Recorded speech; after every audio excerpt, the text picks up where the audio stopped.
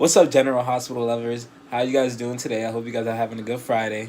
And today we're gonna be reviewing Friday's episode. What's the date? It is August 26, 2022, Friday. And you guys already know General Hospital always has the best episodes on Fridays. Today we're going to be reviewing it, so let's hop right into it. The scene starts with Finn walking into the room with Elizabeth holding the phone. And she was addressing to Finn. Why was he getting a phone call from her sister, Sarah Weber? Now, Elizabeth already told Finn that if he keeps intruding into her personal life, that they're going to be over, that she's going to leave him. Now, I think that's what happens in this scene. She says, pick up the phone, that she's on Easter time or some shit like that. And then he's just looking at her like, what the fuck? So they start arguing, and eventually Elizabeth gets mad and she runs away from Finn. Now, in the next scene that shows after this, you see Elizabeth walking into the woods. She has blood coming from her forehead, and she touches it, and it gets on her fingers. Now, they didn't show what happened. They didn't show us if she fell. They didn't show us if she hurt herself. I think it could be like her bugging out in her head. I don't know, because she's having this crazy thing happen. And she had a flashback to when her and it seems like her sister were on top of a set of stairs, which makes sense why she keeps having hallucinations when she goes near the General Hospital stairs. I don't know. In the next scene shown, we see Yuri and Terry sitting by the poolside, having a very genuine moment. They're vibing with each other, having a good time. Terry and Yuri are sitting here flirting with each other, having a good time. And then Terry starts talking about her necklace that she got from her parents and how it was a genuine gift. And then she says that every single time she touches it, it falls off. So, of course, she started touching it and it fell into the pool. And Yuri, like the gentleman he is, goes into the pool and goes and get it. And, that's the beginning of their love story. I don't know what's happening with the nurse's brother. So then in the next scene, we see Felicia and Mac. Who were they even talking to at first? Dante? So in the next scene, we see Felicia and Mac talking to Anna and Lucy. And they were talking about Cody's mom. Apparently, Mac used to know Cody's mom. Actually, he dated her back in the day. And Mac also used to know Cody's dad, apparently, I guess. I don't know. To me, I think Mac might be Cody's dad. I don't know. I'm not sure. I'm not too sure. I don't know. That's just my opinion. That's my, I don't know. I think he might be Cody's dad. So then Anna goes and she sends off Lucy to go do, She sends off Lucy to go do her dirty work. They're trying to make a plan to trap Victor somehow. So Anna is using Lucy to do that. Meanwhile, Mac and Felicia go to introduce themselves to Cody. When Mac and Felicia arrive, they find Cody with Britt next to the barn. So when Mac and Felicia approach Cody to introduce themselves, Felicia starts talking, but Mac, the sister, and quietly stares at him in a weird way. I don't know why he was staring at him. And, they start having a conversation. And I'm not even joking, like 5 minutes into the conversation, Mac is still staring at this guy, not saying a word. So then Mac finally says to Cody, he looks at him and he says that he doesn't see much of his father in him. He says that he sees a lot of his mother in him, which she was a very kind and nice person, apparently.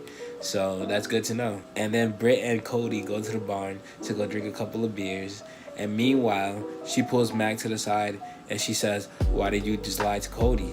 Now, we don't know what she lied about. Personally, I think that she lied about him being Cody's dad.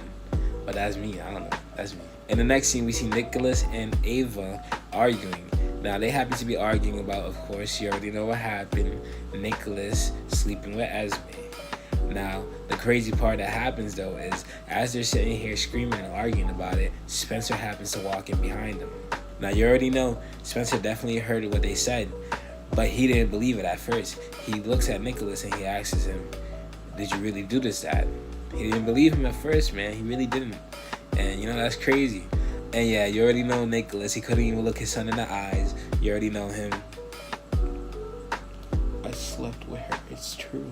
Yeah, I fuck Nicholas, bro. Fuck Nicholas, for real. I just hate Nicholas. I don't know. Ever since Cyrus got a hold of him, bro, he's just been a straight bitch, so that's it. And then Nicholas has the nerve to go and try to blame Ava for it. He says to Ava, he looks at Ava and he says, oh, you couldn't let me enjoy repairing my relationship with my son, just like how you couldn't repair your relationship with Kiki. And then Ava goes ahead and slaps the dog shit out of him. Now I wish Ava just went and punched him straight in the mouth with that ring. Honestly, knocked the tooth out or some shit. Cause come on, man. Especially talking about Kiki, that's so that's so messed up. Come on, guys. So then Nicholas looks at Ava and he says, "The truth hurts, doesn't it?" And of course, you already know Ava coming back with that fire. She looks back at Nicholas and she says, "Ask your son." Oh my God, I was dead, bro. I just couldn't. Like, come on, bro. He really tried to blame Ava for it. Like, Ava's not the one that slept with your son's girlfriend, Like, come on, bro. You slept with your own son's girlfriend, and then you're gonna try to blame Ava for it, and you're gonna try to blame Ava. You're gonna try to blame Ava for Spencer finding out when she didn't even mean to find out because that was a complete accident. I don't think Ava did it on purpose at all. So right after Ava says that, she walks right out of the room. And she's, she's done with Nicholas. That's it. That's the end of them completely. There's no repairing it. After talking about Kiki, come on. And she slapped the dog shit out of him. That's it. It's done. The relationship's over. And so is Nicholas and Spencer's relationship. So then Spencer starts, talking about how everything that he did was for him to get Nicholas back, for him to get his father back, for him to become closer to his father, for him to have his father all to himself. And all Nicholas ever did was just think about himself and not think about Spencer at all. He said that he always put Spencer in second and that Nicholas was first. And Nicholas didn't like that at all. And then Spencer proceeded to tell him that he was done with him. He didn't want a relationship with his father at all. And yeah, Spencer said, "Fuck you," and he walked right out of the room. So in the next scene, we see Austin and Maxie enjoying the grill. They're over here having a nice little cookout. They're over here helping each other cook at the grill. And Maxie is helping Austin cut up the meat and stuff, And they're grilling together, having a good time. They're having a good time. And of course, who comes out from behind the bushes, that bald guy that's supposed to be Austin's cousin. So, he comes up and he starts talking about, "Oh, Maxie, I want to meet your family. I want to become acquaintances with your family and stuff." Which, if I was Maxie, I'd be like, "Who the fuck is this, man? It's kind of weird." And you don't see this weird shit happening between him and Austin. Like, come on, Maxie. So then, of course, Austin asks Maxie if she can go and take her parents' orders, I guess, so he can know how to cook the meat on the grill. If they wanted it medium rare or well done or whatever the fuck they want. I don't know. So Maxie leaves. And of course, as soon as Maxie leaves, you already know the switch up happens just, quick like that. And Austin and this bald guy, who the fuck he is, they start having a verbal argument and everything. And then Austin goes and he grabs this guy by the fucking head and he starts squeezing him by his head. And he says, "Oh, you're gonna leave my family alone. You're gonna leave Maxie alone. I don't want you in my town anymore. I don't want you near me. Da da da. That I already repaid my debt," which we don't even know what debt he's talking about, but yeah. And then Austin starts squeezing his head, and I guess he's squeezing some crazy ass nerve that only doctors know, I guess. I don't know.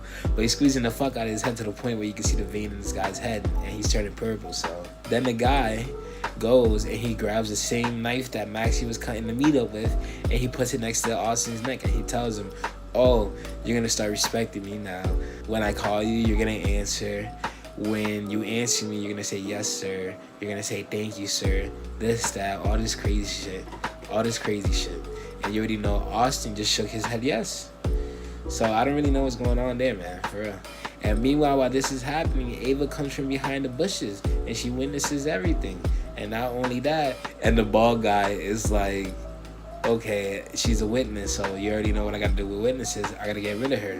So in the next scene, all you see is the bald guy walk out chasing Ava, and then Austin chases right behind him. Meanwhile, Spencer went and got a whole cooler full of beers, and he was just downing them one after another. And of course, Nicholas follows him and finds him drinking all these beers. And he's like, "How many have you had to drink?" And of course, Spencer says not enough, which of course, come on, if you just found out that your dad just slept with your fucking girlfriend, come on. So then at this point, of course, Victor comes and he enters the scene. Of course, like Victor always does. And he's like, "What in the blades is going on?" And then Spencer says that he's done with his dad, that if his dad won't let him go, that he's going to let his dad go. And he doesn't want to be, he doesn't want to be associated with him anymore. Basically like what's happening with Michael and Sonny. So then Spencer storms off, of course. And then Victor asks Nicholas what happened.